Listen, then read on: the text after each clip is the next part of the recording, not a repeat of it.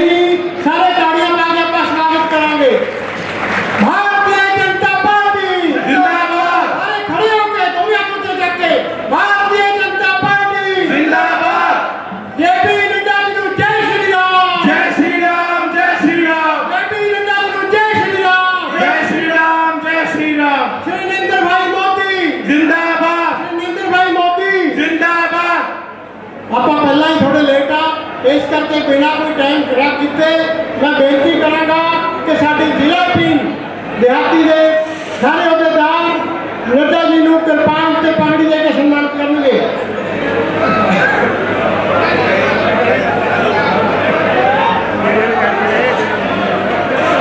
Bharatiya Janata party जिंदाबाद।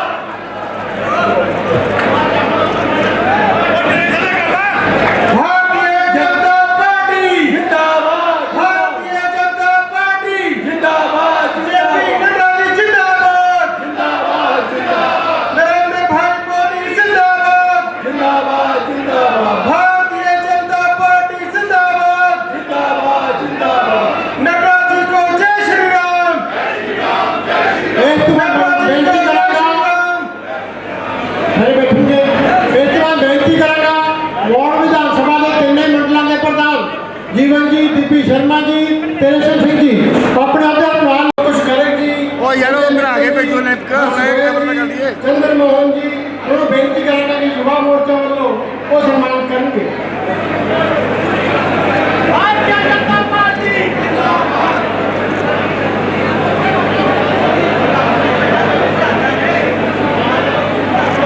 Bharatiya Janata party बहुत ही खुशी का विषय आज एक ऐतिहासिक पल है। साडे राष्ट्रीय प्रधान साडे प्रधानमंत्री ने अवार्ड वास्ते खुशी का विषय है। मालवा ब्राह्मण सभा तो जितेंद्र शर्मा जी, चेयरमैन लक्ष्मण सिंह जी, प्रोफेसर राजकुमार जी, महेश कुमार जी शर्मा, नवदीप शर्मा जी और साडे भारत माता की जय। भारत माता की जय।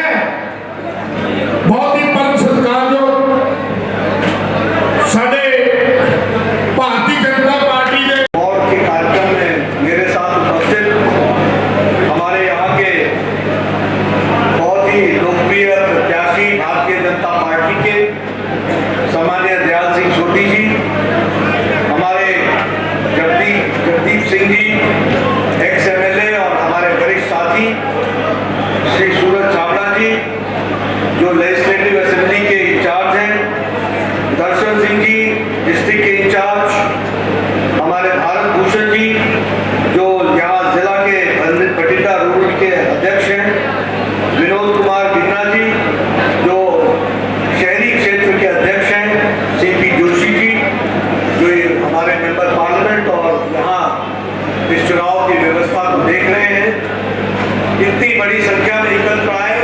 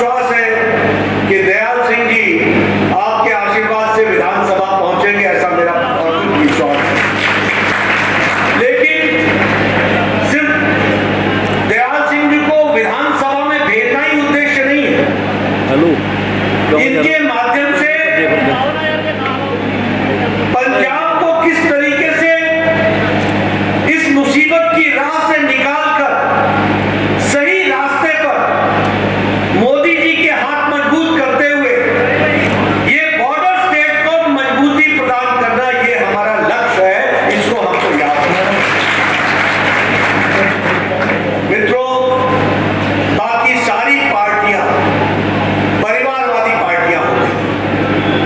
उनके लिए पंजाब भी परिवार है, यानी पंजाब में सरकार आती है तो अपने परिवार के लिए,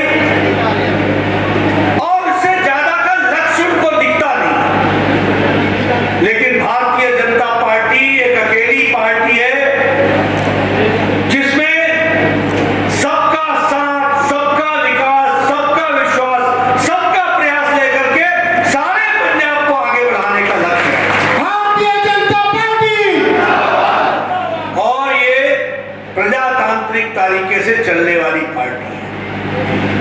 इसमें हम लोग, हमारी पार्टी की नीतियां मोदी जी के नेतृत्व में गरीब, वंचित, पीड़ित, शोषित, जो समाज के अंतिम पायदान पर खड़ा व्यक्ति है, जो गरीब है, महिला सशक्तिकरण, महिलाओं को ताकत देना, युवाओं को मुख्य धारा में लाना, किसानों की चिंता करना, यह हमारा लक्ष्य है। और इस लक्ष्य को पूरा करने के लिए ही भारतीय जनता पार्टी राजनीतिक दृष्टि से सरकार बनाते हुए विकास की ओर आगे बढ़ना चाहती है और स्वर्णिम पंजाब बनाना चाहती है।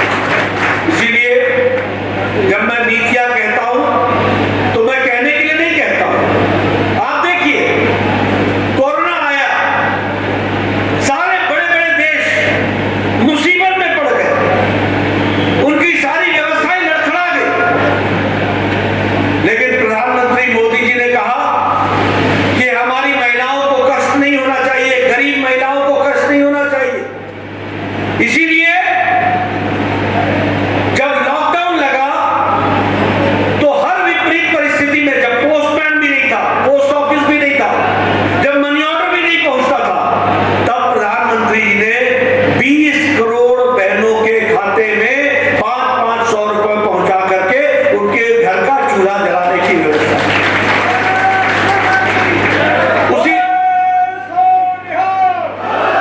उसी तरीके से प्रधानमंत्री गरीब कल्याण अन्न योजना, जब पिछले शताब्दी में महामारी फैली थी तो बीमारी से ज्यादा लोग भूखमरी से मर गए थे। इसीलिए प्रधानमंत्री जी ने 80 करोड़ की जनता को पिछले 2020 के मार्च से अभी तक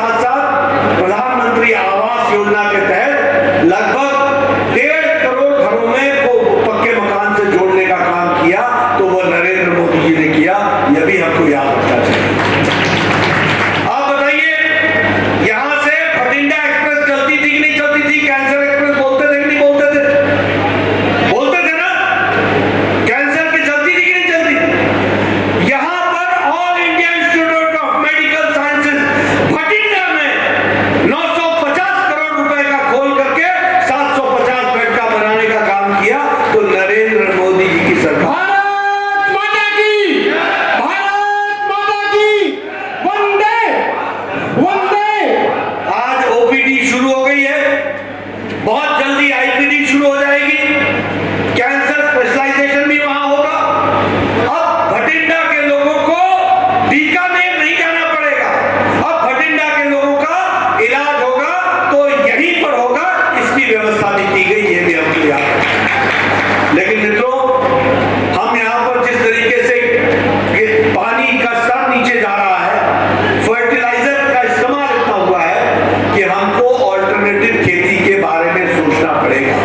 और इसीलिए प्रधानमंत्री जी ने कहा कि जीरो बजट की खेती करने की तरफ हमको अग्रसर होना पड़ेगा और पंजाब को फिर से नई जान फूंक करके खड़े करने का काम और इसका संकल्प लिया है, तो नरेंद्र मोदी जी ने लिया है। इसको हमको याद रखना चाहिए, इसको हमको समझना चाहिए। मित्रों, अगर हम बात करें एमएसपी की, पंजाब में 132,80,000 मेट्रिक टन इसकी खरीदी हुई है और सबसे ज्यादा एमएसपी अगर किसी प्रदेश को मोदी जी ने दिया है तो वो पंजाब को दिया है। 23,000 करोड़ रुपए का एक साल के अंदर एमएसपी रिकॉर्ड खरीदी हुई है, ये भी हमको याद रखना चाहिए। मित्रों, ये सारी बातें आपके सामने मैं इसलिए कह रहा हूं कि गरीब, वंचित, पीड़ित, शोषित, दलित समाज के अंतिम पायदान पे खड़ा व्यक्ति, हमारा किसान भाई, उसकी चिंता किसी ने भी की है तो वो नरेंद्र मोदी की सरकार ने की है, ये मैं दावे के साथ कह सकता हूं। आप किसी सरकार की, केंद्र की किसी सरकार का नाम लीजिए और बताइए कि उन्होंने किसानों के लिए क्या किया। और मैं आपको गिनाता हूं कि आदरणीय मोदी जी ने किसानों के लिए क्या नहीं किया है, इसको हमको ध्यान में रखना चाहिए।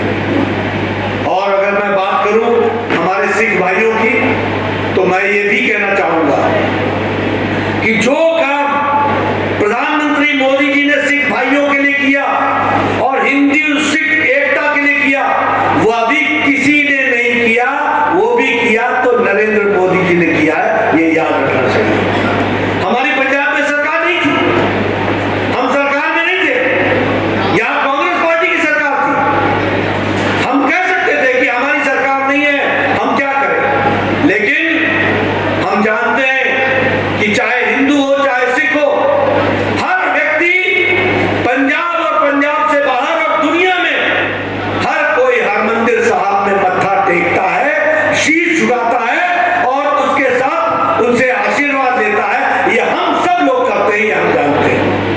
लेकिन आपको मालूम है क्या कि फॉरेन कंट्रीब्यूशन रेगुलेशन एक्ट का अप्रूवल हरमंदिर साहब को नहीं था। दुनिया के लोग हरमंदिर साहब में शीश झुका करके हरमंदिर साहब के माध्यम से धर्म के लिए पैसा देना चाहते थे।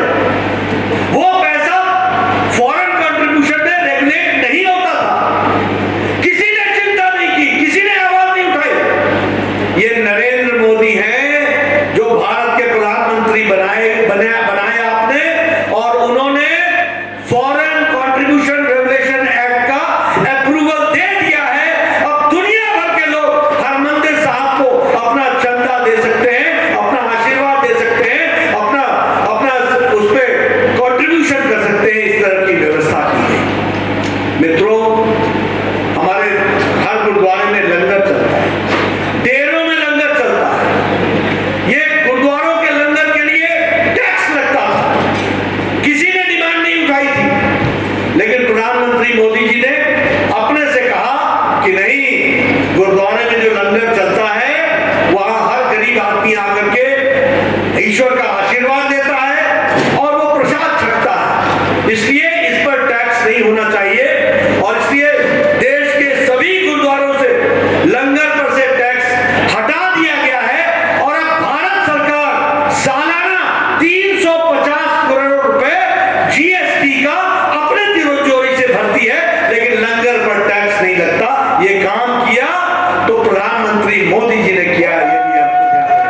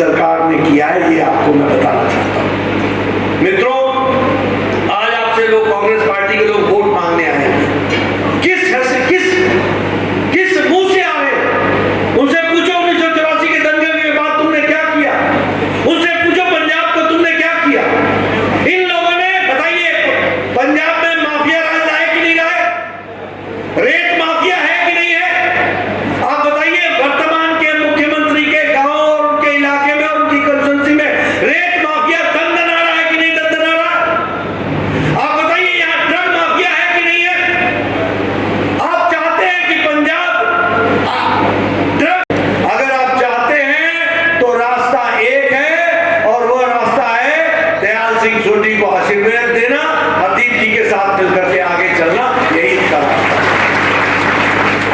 अगर आप चाहते हैं कि ये खनन माफिया, ये रेत माफिया, ये जेल के पीछे जाए, तो उसका रास्ता है भारतीय जनता पार्टी। अगर ये 600 किलोमीटर का पाकिस्तान के साथ बॉर्डर है और मोदी जी जिस तरीके से देश को आगे बढ़ा रहे हैं, ये पाकिस्तान को कभी भी पसंद नहीं आ रहा। और उनको तो छोड़िए, देश में भी राष्ट्र विरोधी ताकतें मोदी जी के इस तपस्या को भंग करने के लिए लगी हुई हैं। हम लोगों को ध्यान में रखना पड़ेगा कि आप ऐसे लोगों को मजबूती प्रदान करेंगे जो मोदी जी के द्वारा देश को मजबूत कराने में जो मुसीबत पैदा कर रही है, उनके हाथ मजबूत करेंगे क्या? नहीं करेंगे ना? आप मोदी जी के हाथ मजबूत करेंगे ना? यही आज की आवश्यकता है, इसको हमको समझना चाहिए। मित्रों, भारतीय जनता पार्टी, आज मुझे मौका मिला है कि मैं मौड़ में आया। कभी भारतीय जनता पार्टी सोच नहीं सकती थी कि मैं इस इलाके में हम चुनाव लड़ेंगे। आज यहाँ कमल खिल रहा है, सबके आशीर्वाद से खिल रहा है। हमारे वरिष्ठ साथी आज हम लोगों को ज्वाइन करके भारतीय जनता पार्टी को मजबूती प्रदान करने में लगे। ये हमारा और आपका कर्तव्य बनता है कि भारतीय जनता पार्टी को आशीर्वाद दें। अब चुनाव में कम समय रह गया है, आपका मैं ज्यादा समय नहीं लूंगा, लेकिन मैं पत्रकार भाइयों के साथ भी निवेदन करूंगा कि अगर हम चाहते हैं कि ये 600 किलोमीटर का बॉर्डर ये मजबूती से रहे, ये बॉर्डर स्टेट मजबूत रहे, यहाँ का नौजवान ड्रग्स से मुक्त रहे, यहाँ का नौजवान रोजगार से युक्त रहे, ये अगर करना है तो रास्ता एक है, और वो रास्ता है मोदी जी के हाथ मजबूत करना, भारतीय जनता पार्टी को आशीर्वाद देना, यही उसका रास्ता है। ये हमको समझना चाहिए। एक बात और मैं कहना चाहूंगा कि पंजाब को एक नई ऊर्जा चाहिए, पंजाब को एक नई ताकत चाहिए, पंजाब को कर्जे से निकालने का एक नया रास्ता चाहिए। पंजाब जिस मुसीबत में फंसा है उससे निकालने के लिए एक मजबूत नेता चाहिए, और पंजाब को इन सब चीजों से निकालने के लिए मजबूत नेता के हाथ को मजबूत करने के लिए पंजाब का आशीर्वाद चाहिए। इसीलिए मैं आपसे निवेदन करने आया हूं कि आज मोदी जी दोनों हाथ बढ़ा करके पंजाब को इस मुसीबत से निकालना चाहते हैं, और पंजाब की धरती को तय करना है कि वो अपनी धरती का हक अदा करे, दयाल सिंह सोढी को यहां से भेजे, पंजाब को मजबूती प्रदान करे, और उसके साथ मोदी जी के साथ चल करके पंजाब को आगे ले जाए। इस बात को हमको करना है।